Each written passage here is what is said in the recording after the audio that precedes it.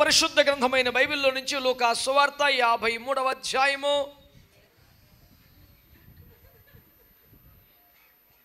రమేష్ లేదా? కడపలో కూడా ఉండదా? నీకు గొడవ. మరి మా దగ్గర చాలా పుస్తకాలు ఉంటాయి, గ్రంథాలు ఉంటాయి, మేము బేబత్సం అని చెప్తారు కదా కడప గురించి. 53 లేవా? 5:24. లూకా సువార్త 24వ అధ్యాయం 49వ వచనం చదివి ఆ వెంటనే 53 చదివేయాల. ఇదిగో నా తండ్రి వాగ్దానము చేసినది మీ మీదికి పంపుచున్నాను, మీరు పైనుండి శక్తి పొందు వరకు పట్టణములో నిలిచియులుడని వారితో చెప్పెను. ఎడతెగక దేవాలయములో ఉండి దేవుని స్తోత్రము చేయుచుండిరి. మీరే చేయలా, వెనకబడిపోయారా బాబు. దేవునికి స్తోత్రం చెప్పండి గట్టిగా. యేసుక్రీస్తు ప్రభుల వారు మరణమును గెలిచి తిరిగి పునరుద్ధానుడైన తర్వాత సంచరించిన, మాట్లాడిన, ఉపదేశించిన, హెచ్చరించిన, గద్దించిన, ఆశీర్వదించిన అనుభవాలను ధ్యానం చేస్తున్న సిరీస్ ఇది. సందర్భానుసారమైన ఉపదేశాలు మీకు తెలిసిన విషయమే. ఆ క్రమంలో ఈ పూట ధ్యానిస్తున్న అంశం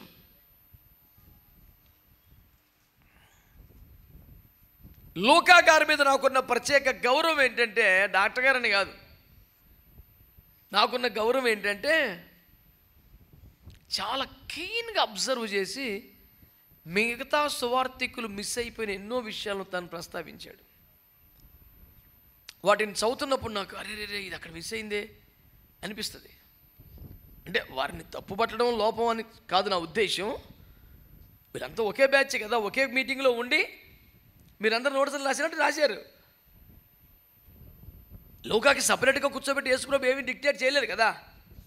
వీళ్ళందరికీ ఒక కూటంలో మీరందరూ నోట్సులు రాసుకున్నారు.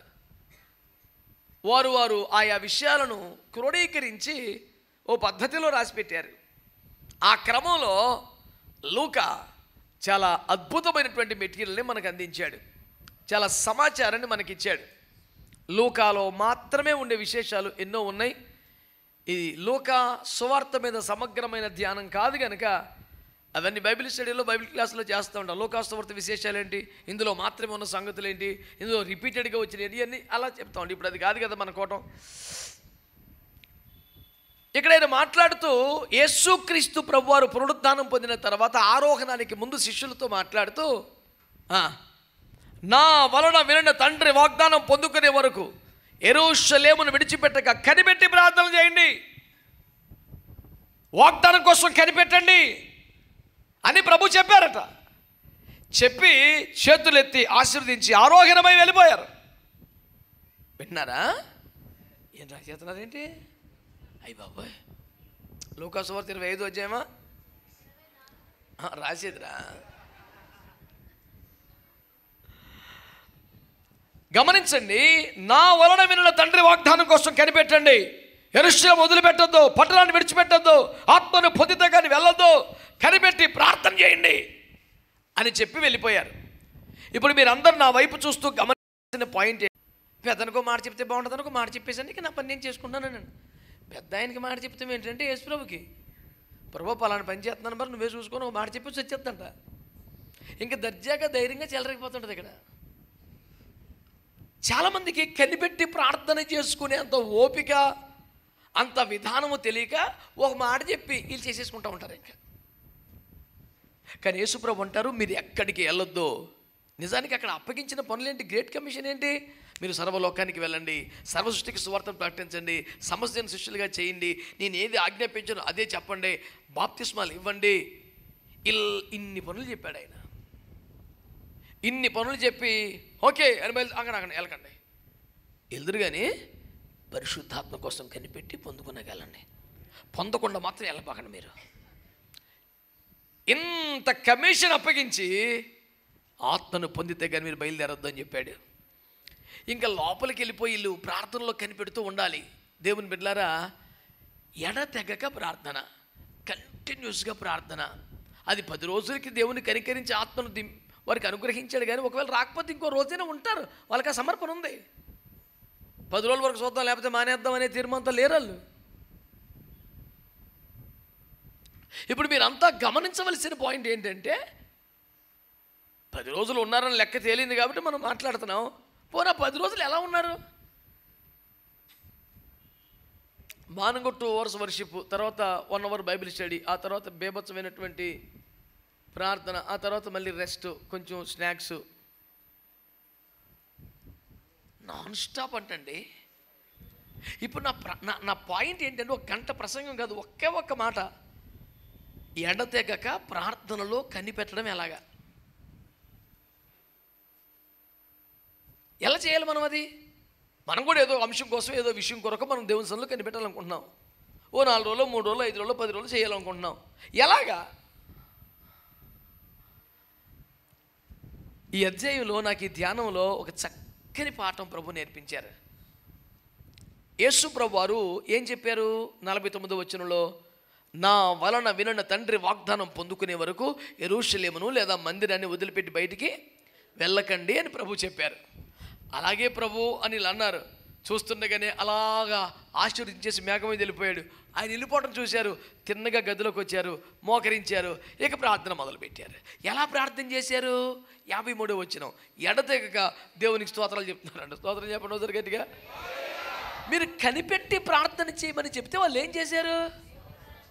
ప్రార్థన చేయమంటే పెంతుకోస్తోలికి పొద్దాకు స్తోత్రం అంటాం తప్ప బుద్ధి జ్ఞానం లేదు, ప్రార్థన రాదని ఇరగబడిపోతున్నాడు ఒక్కొక్కడు. చదవచ్చు కదరా బైబిల్, మా పేనం తీయిపోతే నువ్వు వచ్చి.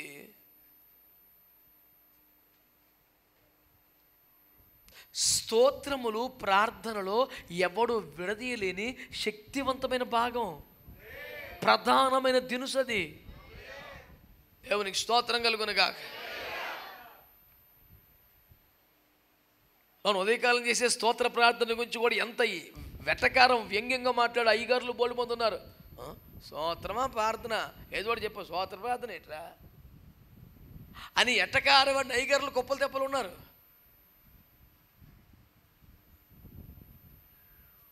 అంటే స్తోత్రములే ప్రధానమైన భాగముగా కలిగిన ప్రార్థన అనే విషయం వాడికి రాదో తెలదో.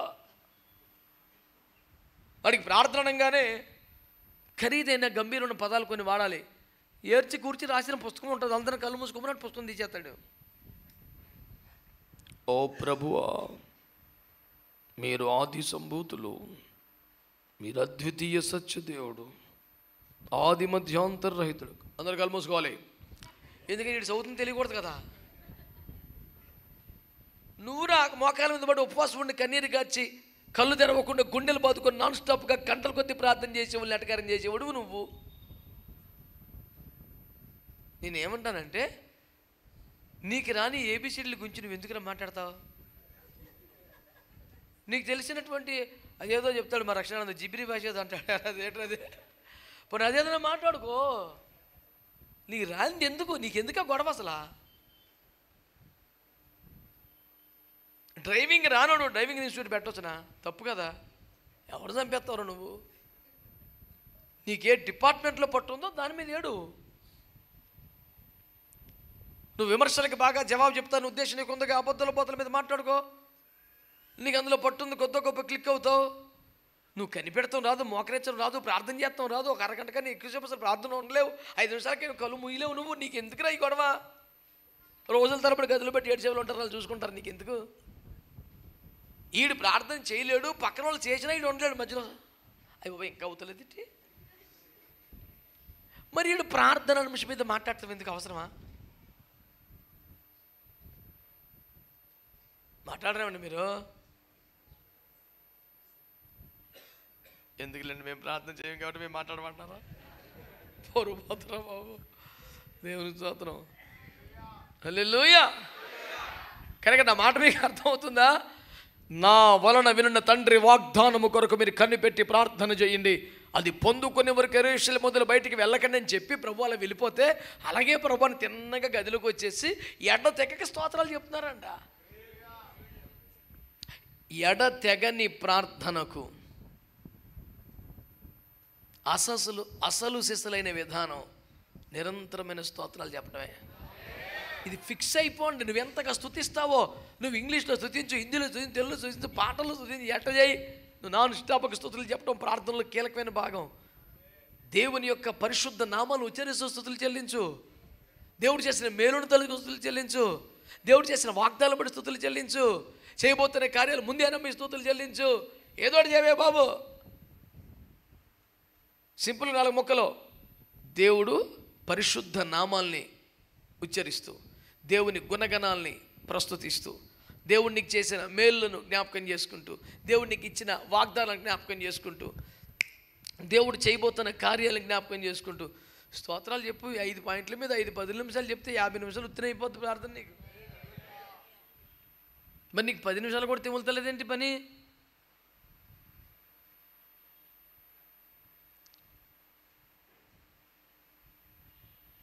సండే స్కూల్ పనులు కొంతమంది. మొన్న ఒక దైవజనుడు మీటింగ్కి వెళ్తున్నాం, నేను కలిసి నడుస్తున్నాం. ఇంకా మీటింగ్ స్టేజ్ దగ్గర కూర్చొని కప్పుకుని రోడ్డు మీద మొక్కలు వేసాడు. ఇప్పుడు చూసేవాళ్ళేమో ఆయన వినయమూర్తిడు దుర్మార్గులో కానుతున్నాడు. నాకు నేను చూసేలోపలే చూసేలోపు అయిపోయింది ప్రార్థన. 1 మినిట్ మనం లేచాడు. 10 అడుగులు లేచి మళ్ళీ మొక్కలు వేసాడు. మళ్ళీ తెలుసుకుని మళ్ళీ లేచి మళ్ళీ చేస్తున్నాడు. స్టేజ్కి వెళ్ళిలోపు 7 సార్లు మొక్కలు వేసాడు. ఇక్కడికి రోడ్డు మీద. ఆయనమ్మో ప్రార్థన పరువులాగా, నేను అసలు ప్రార్థన తెలియని వాళ్ళగా తేలిపోయిన 5 నిమిషాల్లో. మనం ఇంకా నడుతున్నాం. ఈ లోపు మొకరించాలు లేచిపోయి 7 సార్లు పడి లేచి నేను తెలుసుకున్న లోపే 7 సార్లు అయిపోయింది. వచ్చి కూర్చున్నాడు. నాకేం అర్థం కాక భయంగా అమాయకంగా చూశాను. ఆ దినమున ఏశావు ఎదుట యాకోబు 7 సార్లు సాగిలపడ్డాడు. ఏశావు దగ్గరే సాగిలపడితే నా ప్రభు దగ్గర నేను సాగిలపడద్దా అన్నాడు. మరి ఎందుకు సగమే చేసావు, సాగిలపడలేదారా? మోకరించడం సాగిలపడటం ఒకటేనా?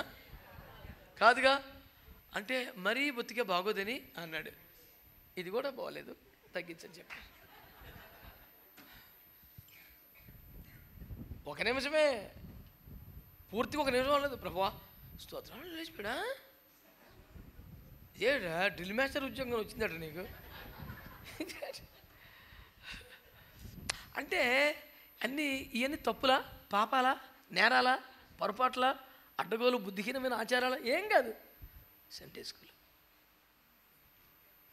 ఎన్ని సండే స్కూల్ పనులు తప్పులేం కాదు, పిల్లకైతనం. మరి రేంజ్ ఏంటి? మోకరిస్తే ప్రభు తిరిగి మాట్లాడేదాకా కూర్చోవాలంతే. ఎడతెక్క ప్రార్థన చేయాలి, నిరంతరంగా ప్రార్థన చేయాలి, దీర్ఘకాలం ప్రార్థన చేయాలి, కనిపెట్టి ప్రార్థన చేయాలి, కన్ను తెరవకుండా నోరు మూతపడకుండా ప్రార్థన చేయాలి. గుండె మీద చెప్పు, కళ్ళు తెరవకుండా ఎంతసేపు చేయగలరు ప్రార్థన? చేసి ఒక అరగంట చేసి స్తోత్రం స్తోత్రం స్తోత్రం స్తోత్రం స్తోత్రం స్తోత్రం. మా పిల్లలు గంటకొకరు ప్రార్థన చేస్తారండి చర్చిలో. గంటకొకరు చేస్తారు. అది మేము డ్యూటీ చేసినందుకు, సొంతంగా పేరేపు నుంచేం కాదు. ఇప్పుడు ఏదో రకంగా చేయని చేస్తున్నారు కదా, పద్యానికి మీరు అలాగంటారు, చేయని చేస్తున్నారు. 9:30 10:30 కదా, 10:30కి 10:30 ఒంటిగా 11:30 చేసేవాడు వచ్చి మోకరించి పక్కన స్తోత్రం స్తోత్రం అంటే ఆ స్తోత్రం విని ఈడు ముగించాలి కదా. ఈడు 10:30కి లేచిపోతాడు గ్యారెంటీగా. అవతలోడు వచ్చినా రాపోయినా. ఆడు రాలేదాడు. రాకపోతే మరి నువ్వు టైం అయిపోయింది. నీకు ఎలా తెలిసింది అసలు? నా పాయింట్ అది. సరే నువ్వు నీకు ఎలా తెలిసింది అంటే, ఈడు మొదటి 5 నిమిషాలను కూడా ప్రతి గడుకోసారి స్తోత్రం స్తోత్రం స్తోత్రం స్తోత్రం ప్రభు అని తొందరగా రప్పించు ఆయన. అది ఈడి ప్రార్థన ఎందుకు దొంగ ప్రార్థన కాకపోతే నాకు విపరీతంగా బీపీ వచ్చేస్తుంటుంది. సర్లే దొంగనే సరే మోకరిస్తున్నారు కదా, మోకరించని నిజమైన మోకర్లకు రేపు కాబట్టి ఎల్లుండి వస్తాయేమో అని ఎదురు చూస్తున్నాను నేను. అని ఏమన్నా మాట్లాడదంటా? దేవునికి స్తోత్రం కలుగునిగా. ఉపవాసం అంటే వీళ్ళకి ఉపవాసం ఏంటి తెలుసా? కడుపు మార్చుకుంటామే. దేవుని తినలో గడుపుతేం లేదు. వంటగదిలో తిరుగుతుంటారు ఉపవాసం ఉండి ఒక్కొక్కడు. ఎరా ఎంత తింటావా? ఫాస్టింగ్. మరి ఎందుకు సత్తనావు? వెళ్ళి గుళ్ళో కూర్చోంటే ఊరికినే వచ్చాను అలా.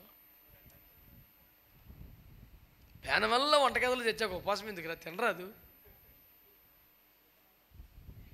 ఏమనుకోకండి, మా పిల్లల పేరు మీద మిమ్మల్ని అంటున్నాను నేను. మా బాగా దొరికే వాళ్ళు అనుకుంటున్నారా? వాళ్ళకి ఎప్పటికప్పుడు అయిపోతుంటుంది. రేపు దొరికేది మీరే కదా ఇవాళ. పేరు ఉపవాసం, ఎప్పుడు అక్కడ సత్తమే. పొద్దున్న లేసి గబ్బ తలుచుకొని వాళ్ళకి ఏదో గడ్డి తినండి, రాత్రి వండి పెట్టేసి అన్ని సెట్ చేసేసి ఇదిగో తినండి నేను వాళ్ళ ఇంకా ప్రార్థనలో కూర్చోలేదంటే మరి పిల్లలకి అవి చేసి పెట్టి ఆ విధంగా మధ్యాహ్నం 12 దాకా తగలబడి అప్పుడు వచ్చి 1 గంట మోకరించి అలసిపోయి పడుకొని రాత్రి కుటుంబం తొందరని ప్రార్థన చేసుకుని తినేద్దాం. ఇప్పుడు ఇంతటి దానికి అంత బలవంత ఉపవాసం ఎందుకు రా? 5 పూటలు తినిరా, 3 పూటలు కాకపోతే 5 సార్లు తిని. దొంగ పనులు చేయొద్దు అన్నాను. ఏసు రక్తం ఏం చేయి, మీకు వందనాలు. పెద్దగా నప్పలేదే. స్తోత్రం చెప్పండి, చెప్పాలి మంచిగా. హల్లెలూయా. కనుక దేవుని వాక్యాన్ని జాగ్రత్తగా చూస్తే వారు 10 దినములు ఎట్లా గడిపేశారంట? ఎక్కువ స్తోత్రాలు చెప్పారంట. కనుక సుదీర్ఘకాలం ప్రార్థన చేయాలనుకునే వాడికి ఎక్కువగా స్తోత్రాలు చెప్పడం రావాలి. బాగా స్తుతించడం వస్తే నీకు సగం ప్రార్థన వచ్చినట్టే. ఈజీ కొట్టుకొచ్చేస్తావు నువ్వు. ఈజీగా నీకు గంట టార్గెట్ పెడితే అరగంట అవలేని లాగేగలవు స్తోత్రాల మీద. నీకు స్తోత్రాలు వస్తేని ఈ ప్రార్థన రాదు, ఉద్ది స్తోత్రాలే అనేవాడిని అంటే కూడా ఏం పట్టించుకోకు. ఆడికి విమర్శ తప్ప ఆడికి ఏమి రాదు, వదిలేయండి.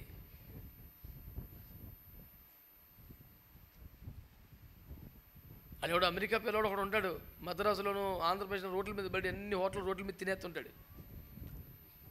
తినేసి ఇది ఉప్పు బాగుంది, ఇది కారం బాగుందని చెప్తుంటాడు. జీవితంలో ఇప్పటికి 20 దేశాలు 40-60 దేశాలు కంప్లీట్ చేశాడంట. కేవలం రోడ్ల మీద పడి తినటమే ఉద్యోగం. చూప అంటాడు. అది బతుకదే.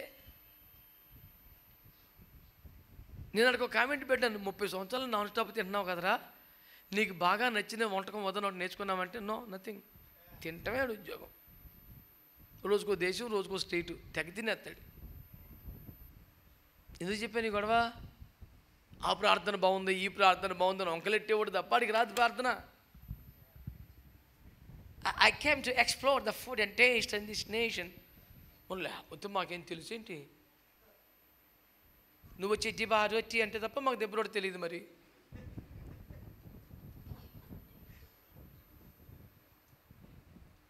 పాస్టర్లో మైక్ ఎట్టుకొని, ఆన్లైన్ ఎట్టుకొని, ఫేస్బుక్ ఎట్టుకొని, యూట్యూబ్ ఎట్టుకొని, మరి మన ఒక దైవజనుడు ఈ ప్రసంగం చెప్పాడు, అది వాక్యానుసారంగా తప్పు.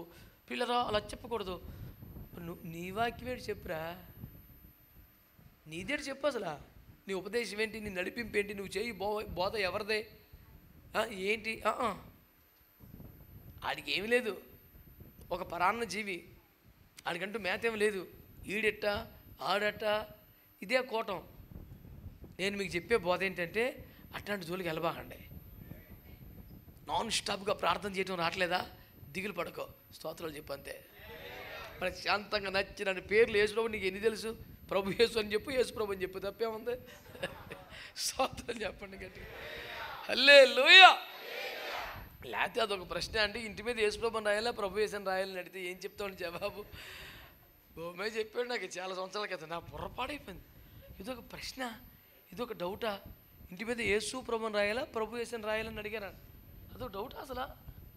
అదో ప్రశ్న. ఎక్కడన్నా ప్రశ్నోత్తరాల సమయం పెడితే నేను మట్టుకు పెట్టను, ఎందుకంటే ఎలాంటి అడుగుతారని టెన్షన్ నాకు. ఏం ఉండదండి విషయం, వట్టి వ్యర్థమైన వాటితో టైంపాస్ చేస్తారంతే. ఎడతెగక ప్రార్థన చేసే ఒక ఆజ్ఞ దేవుడు మనకి ఇచ్చాడు. కనిపెట్టి ప్రార్థన చేయమని చెప్పాడు. వాగ్దానాలు పొందుకునే వరకు మందిరాన్ని వదలకుండా ప్రార్థనలో గడపాలని ప్రభు చెప్పాడు. నీ వ్యక్తిగత జీవితానికి కానీ, కుటుంబ జీవితానికి కానీ, ఆత్మీయ జీవితానికి కానీ, నీ సంఘానికి కానీ, నీ పరిచర్యకి కానీ, నీ ప్రాంతానికి కానీ దేవుడు ఏదైనా విస్పష్టమైన వాగ్దానం చేస్తే దాన్ని పొందుకునే వరకు కనిపెట్టి ప్రార్థించాల్సిన బాధ్యత నీకుందా లేదా? మరి అలాంటి ప్రార్థన నీకున్నప్పుడు ఎడతెక్క ప్రార్థన చేయడం రావాలి కదా, నీ బిడ్డల కోసం చేయాలి కదా. పసివారి ప్రాణం కోసం చేతులెత్తమని వాక్యం చెబుతుంది కదా, నీ కోసం ఇంటి వారి కోసం ఏడవమని వాక్యం చెప్తుంది కదా, మిగిలిన శేషం కోసం మొరపెట్టమని వాక్యం చెప్తుంది కదా, వాగ్దానం కోసం కనిపెట్టమని వాక్యం చెప్తుంది కదా. తెస్సలోనికీయులు మొదటి పత్రిక 5:16 ముగింపులో ఎడతెక్క ప్రార్థన చేయమని చెప్పాడు కదా.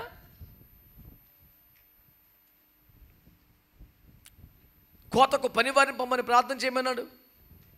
కడవరి వానాకాలం కడవరి వర్షం పంపని ప్రార్థన చేయమన్నాడు. ఎన్ని అంశాలు ప్రభు మనకు చెప్పాడు ప్రార్థన చేయమని. ఇన్ని విషయాలు ప్రేయర్ పాయింట్స్ ప్రభువే మనకిచ్చి చెయ్యండ్రా బాబు అని చెప్తుంటే రోజు రోజుకి మన ప్రార్థన సమయం పెరగాల వద్దా? ఇంకా చిన్నపిల్లలాగా చేస్తే అలాగా నీట్ ఎగ్జామ్ రాస్తున్నారు పిల్లలు, వాళ్ళ కోసం ప్రార్థనలు చేసాం పొద్దున్న. మరి అందరి పిల్లల్లాగా వాళ్ళు ఒక అరగంట చదువుకొని ఆడుకుంటే, మొన్న ఒక నన్ను బుద్ధి రావాలని ఆడు ర్యాంక్ చెప్తే అంత చెప్పినా వదులుతలేదు. నువ్వు ర్యాంక్ చెప్తున్నావు, సెల్ ఫోన్ నెంబర్ చెప్తున్నావు, రేటరా అని. అంకుల్ కొంచెం పెద్ద ర్యాంక్ వచ్చింది. ఏం పెద్ద ర్యాంక్ రా, ఈ చివరికి ఆ చివరికి ఉంది ర్యాంకు.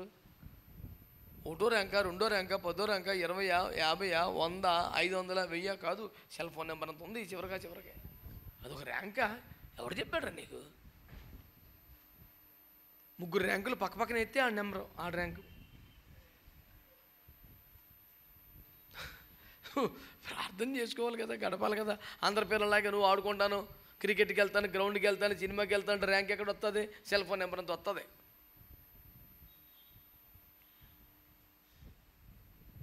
ఇన్ని విషయాల కొరకు ప్రార్థన చేయమని దేవుడు నీకు ఆజ్ఞాపించినప్పుడు ప్రార్థనలో టైం స్పెండ్ చేయాలి.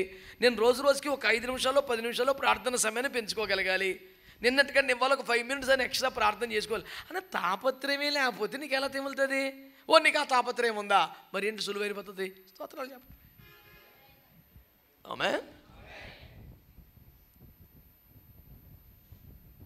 కొద్ది నిమిషాలు అందరం చేతులు దేవునికి స్తోత్రాలు చెల్లిద్దామని మేము చెప్పినప్పుడు స్తోత్రాలు చాలామంది చెప్పలేకపోతున్నారు. వాళ్ళ ప్రార్థనలు ఎంత వీకో తెలిసిపోద్ది అప్పుడే.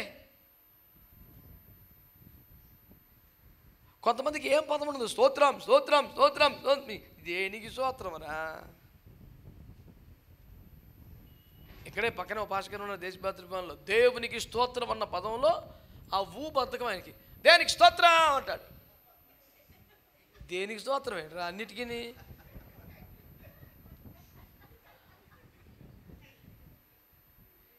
3 అక్షరాల పేర్లు కూడా పిలవరు మా వాళ్ళు. ఏం పేరు అది? అదే ఏం పేరు? ఎనోష్. ఆ ఎనోష్ అన్న పదం ఆ పదం ఎన్ని పేర్లు ఉన్నాయి? ఎన్ని అక్షరాలు ఉన్నాయి? అడిగి బద్ధకం. ఏనో అంటే ఓడి తప్పదుపురా మీకు.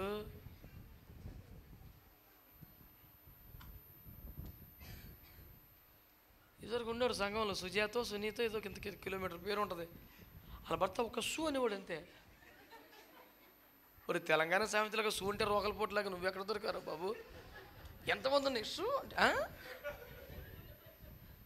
అంత బద్ధకం ఏంట్రా?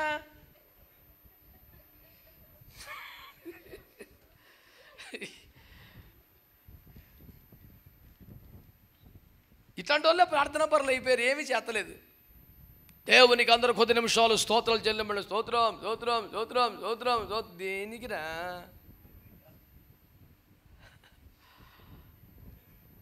ఒకటి, ఆయన పరిశుద్ధ నామాలు స్తుతించాలి. 2, ఆయన గుణాతిశయాలు స్తుతించాలి. 3, ఆయన చేసిన మేలులకు స్తుతించాలి. 4, చేసిన వాగ్దానం స్తుతించాలి. 5, చేయబోతున్న కార్యాలకి మినిమం 5 పాయింట్లు కనపడతలా. మినిమంలో 5 బదులు 50 నిమిషాలు గడుస్తుంది దవలేలుగా. నువ్వే ఇబ్బంది పడుకో. 10 నిమిషాలకు అలారం పెట్టుకో, వచ్చిన లాస్ లేదు.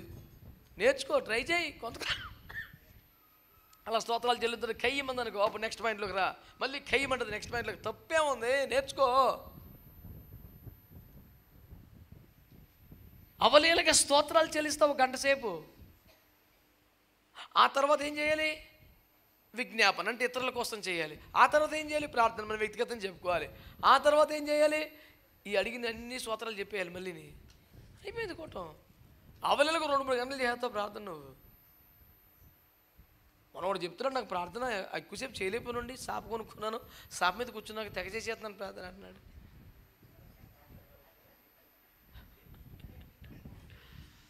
ప్రేయర్ మ్యాట్ అంట ఇది. ప్రార్థించిన చాప, ఈ చాప మీద కూర్చుంటే నీకు ప్రార్థన ఎక్కువసేపు వస్తుందని చెప్తే చాప అమ్మేస్తున్నాడు 520 రూపాయలకి. అడిగి మామూలుగా అరగంట మించి వచ్చేది కదండి ప్రార్థన. ఆ చాప మీద కూర్చున్నాక అది చేసేస్తున్నాడంట.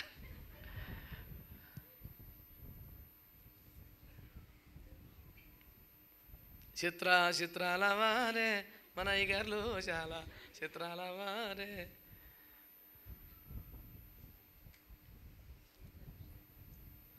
ఎన్ని దొంగ పనులు, దొంగ మాటలు. మనుషుల బలహీనతలు క్యాష్ చేసుకోవడానికి మనుషుల మాయోపాయము చేత కల్పించబడ్డ రకరకాల వ్యవహారాల ఉద్దేశం ఏంటి తెలుసా? తప్పు మార్గములకు కుయిక్తోనే ఇవన్నీ ఉంటాయంట. పోనీ అన్న వాళ్ళ పాపాలను వెళ్ళిపోతా, వాళ్ళ పాపానికి వెళ్ళిపోరు, అనేక మందిని లాగేస్తారు. అది నా టెన్షన్. తప్పు మార్గమునకు లాగు కుయుక్తితో కల్పించబడ్డ రకరకాల పనులు. ప్రభు నామానికి స్తోత్రం కలుగునగా. నీ దగ్గర సరుకుంటే నీకు ఎందుకంత టెన్షన్ అన్నాడు మొన్న ఒక నన్ను. నేను చెప్పాను, నిజమే, నా దగ్గర సరుకు లేదు. లేదు నాన్న, సరుకంతా నువ్వే ఎత్తుకుపోయేది దొంగ అంటే అదేంటి అన్నాడు. మరి ఏంట్రా నువ్వు అనేది? పౌలు గారు ఏమన్నాడు? ఒక్కడే పురుషునికి మిమ్మల్ని ప్రదానం చేశాను, ఒకవేళ సర్పం అవ్వను మోసగించినట్లుగా మీలో ఎవరినైనా క్రీస్తు ఎడల మీకున్న సరళత నుండి మిమ్మల్ని తప్పించునేమో అని భయపడి చచ్చిపోతారా అన్నాడు. పౌలు గారికి సరుకులేక భయపడా. మాట్లాడుతున్నావు, కష్టపడ్డ వాడికి సువార్త చెప్పినోడికి 10 ఆత్మలు సంపాదించడానికి నొప్పి తెలుస్తుంది. కేసీఆర్ గారు డైలాగ్ చెప్పినట్టు మంది బిడ్డలను ఎత్తుకొని నా బిడ్డలను ముద్దు అన్నట్టు ఉంటుంది ఇక్కడ సేవ. ఓయ్ విన్నావా? కష్టపడ్డాం, సువార్త చేసాం, పస్తులు ఉన్నాం, ఉపవాసాలు జాగరణాలు చేసి ఆత్మలు కన్నాం. నీకేం తెలుస్తుంది? రోడ్డు మీద పోకేసుకొచ్చినాడు నువ్వు, నీకేం తెలుస్తుంది రా బాధ? మేము ఇంటర్మీడియట్ డిగ్రీ చదివే టైంలో ఒకడు ఉండేవాడు, పేరు చెప్పకూడదులే, ప్రతి 6 నెలలకు క్యాసెట్ చేసేసేవాడు. సంచలనం. క్రైస్తవ అని ముత్యాల మరో సంపుటి బీభత్సం. ఏంది నన్ను చూస్తే ఒక 10 క్యాసెట్లు లేదా 10 క్యాసెట్లో ఒక్కో పాట తీసుకొచ్చి 10 పాటలు వీడు ఇంకో క్యాసెట్ చేసేవాడు. వీడిది ఒక్క పాట లేదు అందులో. ఆ సంఘంలోంచి ఆ సంఘం నుంచి ఎత్తుకొచ్చుకొని నువ్వు సంఘం పెట్టి నువ్వారా మాట్లాడేది మాట్లాడగా సువార్ చెప్పో కష్టపడు పట్టుమని 10 మందిని సంపాదించరా మాట్లాడతావు పొద్దుగుకుల. ఊరుకున్నకు ఉపాయాలు ఎక్కువని శాస్త్రం కూడా ఏడిచింది. ఆడు కూర్చొని డైలాగులు కొడుతుంటే అబ్బాయి భలే మాట్లాడినా ఆడి పక్కన ఒకడు ఉంటాడు, ఆడికన్నా సన్నాసి అన్న ఈ పాయింట్ ఎంతవరకు ఎందుకు చెప్తారు? ఎవరికి కావాలి ఆ పాయింట్? తమది కాని గుడ్లను పొడిగే తిక్కపక్షి ఆడు తిక్క నెంబర్ 2 ఆడు పక్కన ఉంటాడు. ఇంతవరకు ఎవరు చెప్పలేదన్న ఈడు పొగేసుకుంటాడు, ఆడు చెలరైపోతాడు. ఆడు నీకు ప్రార్థన రాదు, పడుకో, చేసుకున్నాడు చేసుకుంటాడు, నీకు ఎందుకురా? చాలామంది ప్రార్థనని బాగా గోలగోల పెట్టేసి ఏడు చేసి ఊగిపోయి నీకేమైంది ఇప్పుడు? ఆడు ఎడుతాడు, ఆడు బాధాడుకు ఉంది. ఎరుకో రోడ్డు పక్కన ఉన్నవాడు తమ్ముడు, ఆడు గుడ్డోడికి సూపు లేక ఎడుతాడు. దావీదు కుమారుడు ఎవరుగా అంటే కేకలంటే డీసెంట్గా ఉండాలి, అఫీషియల్ కాలనీ ఇది అన్నాడు. ఖర్జూరపు మట్టలు కలిగిన పట్టణం, వ్యాపార కేంద్రం, ఆకర్షణ నగరం. ఎరుకు అంటే ఏమనుకున్నావు? ఏంటి అరుపులంటే? ఆడి ఆత్మ ఏది? ఏలి ఆత్మ బాప్తిస్మ యోహాను మీదకి వచ్చినట్టు ఆ ఎరుకు వాడి ఆత్మ ఈడికి వచ్చింది. ప్రార్థన చేయమంటే అరి చేయాలా, ఏడు చేయాలా? ఈడు ఎందుకు ఇలా మాట్లాడుతున్నాడు? అబ్బా రోజు కనిపెడితే ప్రభు చెప్పాడు ఆడ ఆత్మ ఈడికి వచ్చిందిరా. అమ్మ ఎరుకోవాడ నువ్వు సంఘంలో పడ్డవరని వచ్చి ప్రార్థన చేస్తే ఎలా చేయాలంట? జోబులో చేతులు పెట్టుకొని ఎదురుకుండా పుస్తకం తెచ్చి పెట్టుకొని ఆది మధ్యాంతరరహితుడా ఉన్నవాడా అనువాడా ఏమంటే బో అన్న దగ్గర బోధకుడు సాన దగ్గర సంఘం చదివేత్తమే కదా పుస్తకం. ఇంతలా ఉంటుంది. కాసేపు బిడిదిరి, కాసేపు అడిదిరి, కాసేపు బిడిదిరి అడిదిరి, అందరు ఢిల్లీ మాస్టర్లే. తెమలది పని. ఓ ఓ ప్రభా, ఓ ప్రభా సంగమా, తెమలది పని. ఇంకా నువ్వు ప్రార్థన చేయరే అంటే ఓ అమ్మ నువ్వు వేడుకోను, ఓ అయ్యా నువ్వు వేడుకో, నువ్వు చేయి వేటరా. నా మీద పడి ఎడతాం కదా ఒక్కొక్కడు. నువ్వు చేయరా ప్రార్థన యేసు ప్రభు చెప్తుంటే ఓ ప్రభా నువ్వు వేడుకొనుము, ఓ మాతా వేడుకొనుము, ఏ సహోదరు వదలడు, జోజప్ప వేడుకొను, రాయప్ప వేడుకొను, నువ్వు చేయరా. వాళ్ళందరూ ప్రశాంతంగా దేవుని శుద్ధించి ఆరాధించుకుంటుంట అక్కడ. వాళ్ళు ఎవరే పడుకునేవాడు, కూర్చునేవాడు, ప్రార్థన చేయనివాడు. దేవమాత మీరు వేడుకొనుడు ప్రేతం పెట్టుకొని కూర్చున్నారు అక్కడ నీకోసం. వాళ్ళు ప్రశాంతంగా నెమ్మది పొందుతున్నారు. వాళ్ళు అక్కడ కూడా ఉన్నవాడు వీడు. ఇక్కడ పెళ్ళిలో కూర్చున్నది ప్రశాంతంగా, ఇక్కడ ఇబ్బంది పెట్టేసాడు. అక్కడికి వెళ్ళిన తర్వాత ఇంకా రికమెండేషన్ సరిపోలేదు. ఓ జోజప్ప వేడుకొనము, రాయప్ప వేడుకొనము. వాళ్ళు ఎందుకని నువ్వు వేడుకోరా కాసేపు, మళ్ళీ నా మీద పడి ఎడుతారు. నువ్వు విమర్శితం చేయాలి ఊరకా వాళ్ళ జోలికి ఎందుకు వెళ్తున్నావు నేను అన్నాను. ఇప్పుడు పరదేశంలో వాళ్ళు ఒకవేళ ప్రార్థన చేయవలసి వస్తే నువ్వు చెప్పటం ఎందుకు, ఆయన చెప్తాడులే. వాళ్ళందరికీ ఇన్ఛార్జ్ అబ్రాం గారు నేసాడు, ఆయన చూసుకుంటాడు. నీకు ఎందుకురా నా మీద పడి ఎడతాడు ఒక్కొక్కడు. మీరు చెప్పండి, సంఘస్థులు ప్రార్థన చేయమని చెప్తూ తప్పులేదు, పరదేశంలో కేకేసి ప్రార్థన చేయమని చెప్పడం ఏంటి? ఈయన ఇలాగ వదిలేతే ఏమేమి చెప్తాడు అలాగే? ఇలా వదిలేసి ఒక రోజు, మా తండ్రి పోయిన అబ్రహం మా కొంచెం మన్నా పంపము. ఇంక అడ్డు వదిపే ఉంది, పరదేశం వాళ్ళతో మాడతాం ఇడికి వచ్చేసింది కదా.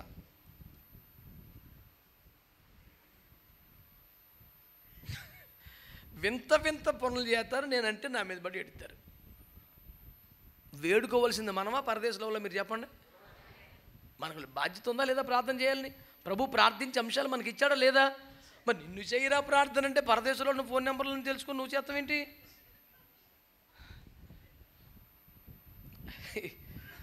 ప్రాక్టీస్ చేయి, ఎడతెక్క ప్రార్థన చేయి. ఇవాళ 5 నిమిషాలు వచ్చిందా బాధ, రేపొద్దు చేయి 10 నిమిషాలు అవుతుంది. పెద్ద సాయం కాదు. ఇప్పుడు ఒక ఇడ్లీతో మొదలుపెట్టి వాయిలాగేస్తున్నాం కదా ఇప్పుడు.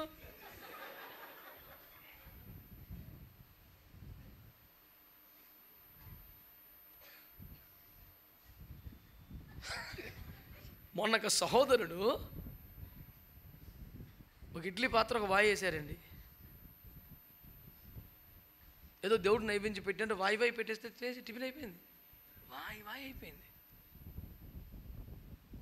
ట్రిప్పు 4 వేయటం, దెబ్బకి లేపేయటం, మళ్ళీ 4 వేయటం, వాయి లేపేశాడు. 5 రేకులు, 5 4 20. ఒక గిన్నెడు చట్నీ అయిపోయింది అక్కడ.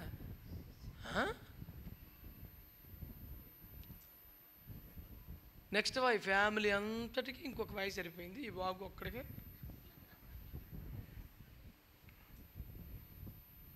ఆరగించవే దీన బంధు అని అందరూ అప్పగించుకున్నారు. అందరు ఎవరి గదిలో వాళ్ళు ఉన్నారు. నాన్న తిన్న తర్వాత చూద్దాం, నాన్న తిన్న ఇంకా అప్పగించేసుకున్నారు. అయ్యగారు తిన్న తర్వాత తగులు మిగులుతే దేవుని స్తోత్రం. దేవుడు ఆ కుటుంబాన్ని 12 గంపల పద్ధతిలో దీవించాలి తప్ప, లేకపోతే ఈడికే చాలదు. ఈడెవరిని బతకనిస్తాడు రా బాబు? వాయి తినేసాడు. కుటుంబం పెద్ద తండ్రి అంటే పిల్లల్ని కడుపు నింపే తర్వాత ఉంటే తింటా లేత లేదు. అబ్బా ఫస్ట్ బాబు ఒక వాయి లేపెత్తేనే. కొంచెం నర్మగర్భంగా చెప్తున్నాడు. కొంతమంది పిల్లల కోసం ఆలోచించారు, పిల్లల భవిష్యత్తును చూడరు. ముందు ఆడికి ఏం కావాలో ఆడు చూసుకుంటాడు. మారు మనసు పొందండి రా నాయనా. మరీ ఓపెన్గా చెప్పించేస్తున్నారు మీరు నాతోను. ఏదో ఇడ్లీలు వంకటి చెప్తున్నాను, ఇంకా చాలా ఉన్నాయి మీ మెటీరియల్ మీ చూసుకోండి. మాట్లాడలేదండి. దేవునికి స్తోత్రం కలుగునుగాక. మీరు నమ్మరు, మాకు తెలిసిన ఒక కుటుంబం, ఆయన చాలా మంచి వస్త్రధారణ, చాలా చాలా మర్యాదైన బట్టలు, మర్యాదైన మంచి తయారవుతారు. 2 పిల్లలు చర్చికి వస్తూ ఉంటే మేము నమ్మలేదు వారి పిల్లలే వీళ్ళిద్దరండి.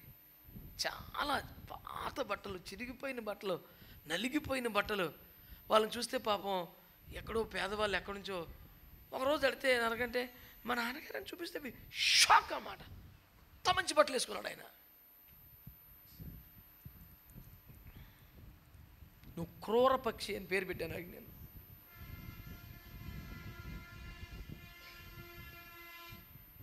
ఒక చొక్కాతో 2 చొక్కాలతో ఎట్టకుండా గడిపేసి పిల్లలకి 4-5 బట్టలు కొంటాడు తండ్రి అన్నాడు. ఎవడన్నాను వీడెవడు వీడు?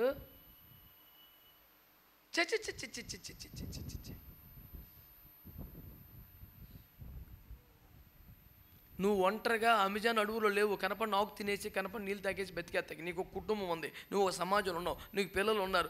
సోయి లేకుండా నీ ఎంజాయ్మెంట్, నువ్వు నీ తిండి నీ తిప్పలో చే ఆరు మనసు పొందో. ఎవరు అమ్మాయినట్లే తింటా?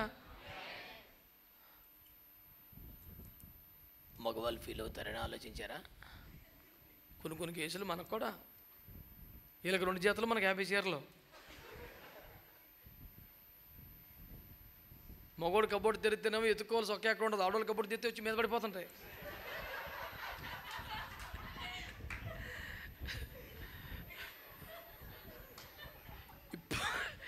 ఇప్పుడు దాకా సైలెంట్గా వెళ్ళి ఇప్పుడు చూడు ఎలా కలకలాడిపోతున్నారు.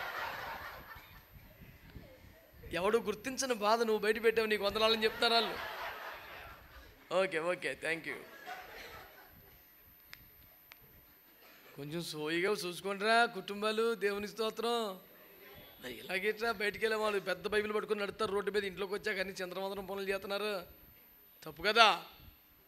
దేవునికి స్తోత్రం. మీ అందరికి వందనాలు. చెప్పండి, ఎడతెగక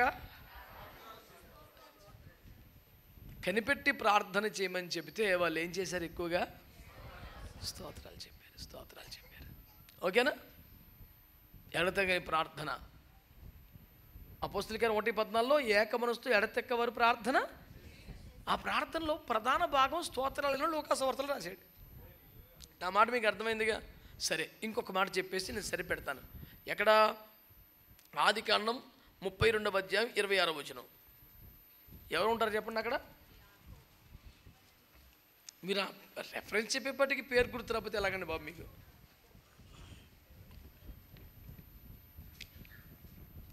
మొన్న మా పిల్లలు చిన్న వ్యాపారం పెట్టుకుంటే వాళ్ళ పేరు పెట్టాను. పేరు పెట్టిన తర్వాత కాసేపటికి అర్థం, అయ్యి బాబోయ్ నా పేరు వచ్చేసింది ఇందులో అన్నారు. మరి అలా ఉంటుంది సెట్టింగ్. దేవుని స్తోత్రం. వివరాలు అనవసరం అంతవరకే. ఆదికాండం 32:26. ఆయన తెల్లవారుచున్నది గనుక నన్ను పోనిమ్మనగా అతడు, నీవు నన్ను ఆశీర్వదించితేనే గాని నిన్ను పోనీయనెను. ఆయన, నీ పేరేమని అడుగగా అతడు యాకోబు అని చెప్పాను. అప్పుడు ఆయన, నీవు దేవునితోనూ మనుష్యులతోనూ పోరాడి గెలిచితివి గనుక ఇక మీదట నీ పేరు ఇశ్రాయేలే గాని యాకోబు అనబడదని చెప్పి. ఇప్పుడు హోషేయ గ్రంథం 12:3-4 వచనాలు. హోషేయ గ్రంథం 12:3-4 వచనాలు. తల్లి గర్భమందు యాకోబు తన సహోదరుని మడిమని పట్టుకొనెను. మగ సిరి కలవాడై అతడు దేవునితో పోరాడెను. అతడు దూతతో పోరాడి జయముందెను. అతడు కన్నీరు విడిచి అతని బతిమాలెను. ఇప్పుడు యబ్బోకు రేవులో యాకోబు చేసిన ప్రార్థన గురించే హోషేయ ప్రవక్త ద్వారా దేవుడు మాట్లాడుతున్నాడు. ఇప్పుడు తలలు పైకెత్తి నా వైపు చూస్తే ఒక ముక్క చెప్పేసి టైం అయిపోయింది, వెళ్ళిపోదాం. ఇలా చూడండి, యబ్బోకు రేవులో యాకోబు చేసిన తెల్లవార్లు చేసిన ప్రార్థన గురించే హోషేయ ప్రవక్త ద్వారా దేవుడు వివరంగా మాట్లాడుతున్నాడు. ఏమని ప్రార్థన చేశాడు? నీవు నన్ను ఆశీర్వదించితేనే కానీ నేను నిన్ను విడిచిపెట్టను అని ఇక పంతం పట్టేసి ప్రార్థన చేశాడంట. ఎప్పుడో పొద్దుకున్న మొక్క తెల్లారిపోతున్నారు బాబు, వదలరా బాబు అన్న వదులుతలేదంట. నన్ను ఆశీర్వదించు అని ప్రార్థన చేశాడు. అందులో దేవుడు ఏమన్నాడంటే, మరి నీ పేరు ఏంట్రా అన్నాడు. నా పేరు యాకోబు అన్నాడు. అంటే అర్థం ఏంటి? పేరు స్వభావానికి సూచన. ప్రార్థన చేస్తుంటే నాకు ఏం కావాలో చెప్తున్నాడు. ఆశీర్వాదం కావాలయ్యా ప్రభు అంటున్నాడు. అసలు నీవేమై ఉన్నావో చెప్పు ఫస్ట్ నాకు. యాకోబునయ్యా మోసగాన్ని బాబు, తప్పు చేశాను, నేను మోసం చేశాను, నాన్నగారిని మోసం చేశాను, తప్పే అని ఒప్పుకున్నాక దేవుడు ఆశీర్వదించాడు. ఇప్పుడు యాకోబు రాత్రంతా చేసిన ప్రార్థనలో తనకేం కావాలో చెప్పాడు, తన లోపం ఏంటో చెప్పాడు. పట్టుకోండి మీరు, తనకి ఏం కావాలో చెప్పాడు, తన లోపం ఏంటో పొరపాటు ఏంటో. ఇందులో ఏ సగము చేసినా వ్యర్థమే. కొంతమంది ఇప్పుడు పాపిని ప్రభా, పురుగుని ప్రభా, పెండలో దొరుకుతున్నప్పుడు ఇలాగే తెల్లారిపోతుంది. నేను చీడ పురుగుని ప్రభా, నేను పురుగు వంటి వాడిని ప్రభా, నేను పెండ పురుగుని ప్రభా, వీడికి ఇదే సరిపోతుంది. సరే కరెక్ట్, నీకేం కావాలి, ఏమడుగుతున్నావు నువ్వు? ఒకడే ఒప్పుకోకుండా నాకు ఇది కావాలంటే అంటాడు కూర్చొని. అంటే నీకేం కావాలో చెప్పాలి, నువ్వేమై ఉన్నావు కూడా దేవుని దగ్గర ఒప్పుకోవాలి. ఇదంతా ఎట నడిచింది? అతడు కన్నీరు విడిచి ఆయన్ని బతిమాలుకున్నాడు. అంటే రాత్రంతా ప్రార్థన చేశాడు అనుకున్నాం కదా. ఈ సుదీర్ఘమైన ప్రార్థనలో యాకోబు ఎలా చేశాడు అంటే పాపాలు ఒప్పుకుంటూ కన్నీరు కారుస్తా చేశాడు అనండి. ఇప్పుడు సుదీర్ఘ ప్రార్థనలో ఎలా ఉండాలి? ఎక్కువ స్తోత్రాలు ఉండాలి. నెక్స్ట్ పాపాలు ఒప్పుకుంటూ కన్నీళ్ళతో ప్రార్థన చేయాలి. మీకు అర్థమవుతుందండి? స్తోత్ర ప్రార్థన అయిందా? నెక్స్ట్ దాన్ని ఏమంటాం? శుద్ధీకరణ ప్రార్థన. మీకు అర్థమవుతుందంటారా? అయ్యో ఇంత ఫస్ట్ చెప్పుకుంది ఏంటి మనం? స్తోత్ర ప్రార్థన. ప్రార్థనలో మ్యాక్సిమం స్తోత్రాలే ఉంటాయి. ఇదేంటి? మ్యాక్సిమం ఒప్పుకోవటమే. తప్పే ప్రభా, తప్పు అయిపోయిందండి. కన్నీరు మున్నీరుగా, పొడి పొడి మాటలు, పై పై మాటలు కాదు, బాగా కన్నీరు గారుస్తూ. దాన్ని శుద్ధీకరణ ప్రార్థన అంటే. సుదీర్ఘంగా ప్రార్థన చేసే ఒక ఆశ నీకుంటే నీకు స్తోత్ర ప్రార్థన రావాలి, నీకు శుద్ధీకరణ ప్రార్థన రావాలి. ఆమేన్. టైం అయిపోయింది కానీ మరొక్క వాక్యం చెప్పేసి నేను ముగిస్తాను. ప్రియులారా చూడండి,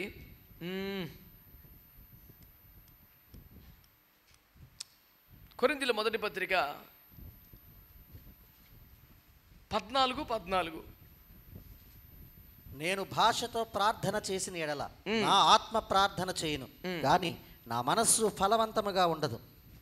కాబట్టి ఆత్మతో ప్రార్థన చేత నేను ఆత్మతో ప్రార్థన చేస్తాను, మనసుతో కూడా ప్రార్థన చేస్తాను.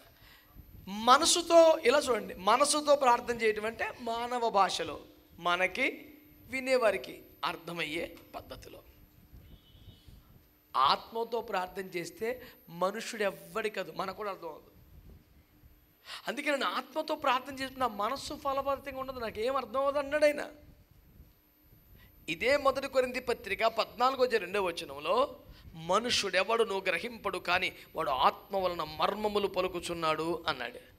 ఇప్పుడు బాగా వినండి, ఆత్మతో ప్రార్థన చేసినప్పుడు మనుషుడు ఎవడికి అర్థం కాదు, నాకు కూడా అర్థం కాదు, కానీ నా ఆత్మలో మర్మములు పలుకుతుంటాను. మరి ఎవరికి ఉపయోగం ఏముంది? భాషతో మాట్లాడేవాడు తనకే క్షేమాభివృద్ధి కలుగు చేసుకుంటున్నాడు. అంటే ప్రవచనంలో మాట్లాడితే సంఘానికి క్షేమం, భాషలు మాట్లాడితే ఆ వ్యక్తికే వ్యక్తిగత క్షేమాభివృద్ధి. అంటే ఇప్పుడు ఇతడు ప్రార్థనలో సుదీర్ఘకాలం తనకు అర్థం అవ్వకపోయినా, ఎదుటివాడికి అర్థం అవ్వకపోయినా, తన వ్యక్తిగత ప్రార్థనలో అయితే అందరికంటే ఎక్కువగా నేను భాషలలో మాట్లాడుచున్నాను అని పౌలు గారు చెప్పిన క్రమంలో ఎక్కువసేపు అన్ని భాషల్లో ప్రార్థన చేయాలి. అప్పుడు మనకు తెలిసిన అంశాలన్నీ కవర్ అయిపోతాయి. మనకు తెలియని అంశాల కొరకు పరిశుద్ధాత్మ దేవుడు మనలోంచి ప్రార్థన చేస్తాడు. కాబట్టి అన్ని భాషల్లో ప్రార్థన చేయాలి. నా మాట మీకు అర్థమైందా?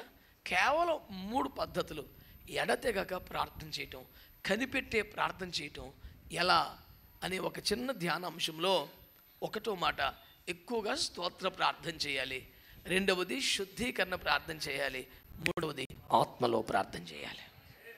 ఆమేన్. ఆత్మలో ప్రార్థన చేయాలి, పరిశుద్ధాత్మతో ప్రార్థన చేయాలి, అన్ని భాషల్లో ప్రార్థన చేయాలి. ఈ 3 పద్ధతులు మనకు అలవాటైతే చెప్పండి, ఎడతెక్కని ప్రార్థన, సుదీర్ఘ ప్రార్థన మనకు అభ్యాసం అవుతాయి.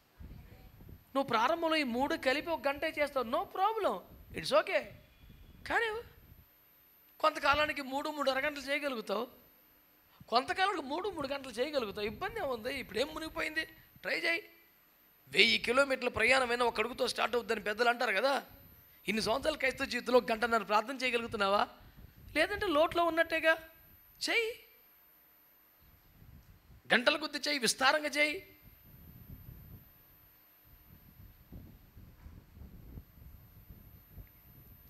అందుచేత దేవుని వాక్యాన్ని శ్రద్ధగా మంచిగా అర్థం చేసుకునే బిడ్డలందరూ కూడా ఈ ఉపదేశాన్ని మంచిగా తీసుకోండి. ఆమేన్. శ్రద్ధగా ఆలోచించండి, అర్థం చేసుకోండి. ఆమేన్. దేవుని వాక్యం ఏం తెలియచేస్తుంది మనకి? తేటగా ప్రభు మాట ఏం బోధిస్తుంది మనకి?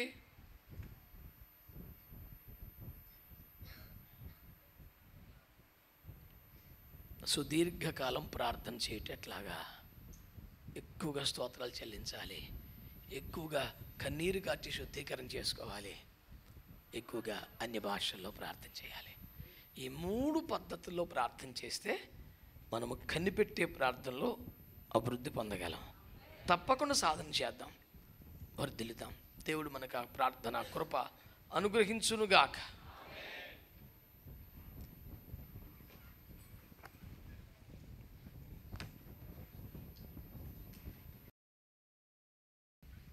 ప్రార్థన చేసుకుందాము.